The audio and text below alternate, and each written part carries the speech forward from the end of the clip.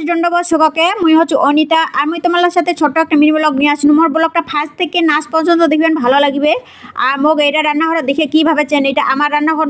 No, এটা আমার রান্নাঘর না। তো মোর দুইটা বেটা চলে গেছে ওর মাসির বাড়ি সদর খাবা। আর তারপরে মুই গেছু মোর দুইটা বেটাক আনিবা। আর মোর বহিনীটা দেখিয়া কছে বেলারা গেছে ডুবিয়া, আর তুই আসিল তোর ছোয়া পুতা এলানে নেগেবা। তুই তোর ড্রেসটা না খোলায় চটপট করে ঢুকি যা রান্নাঘরত রান্না করিবা।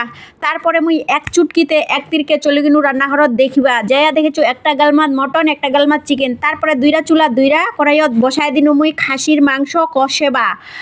আর তারপরে খাসির মাংস দি দিছু 10-12টা উশুনির। আর তোমাক মুই স্টাইল করে এলায় উঠায় দেখাচ্ছু। দেখো মোর লাল লাল ঝোল ঝোল উশুনির কষা। আর স্টাইল মারে কয়েকদিনও চলে আসো মোর বহিনীর বাড়ি খাসির মাংস খাবা। তে মোর ব্লগটা এটি থেকেই শেষ। আর তোমার এক গ্লাস জল খাইয়া সুন্দর করে কমেন্ট করবেন এলা।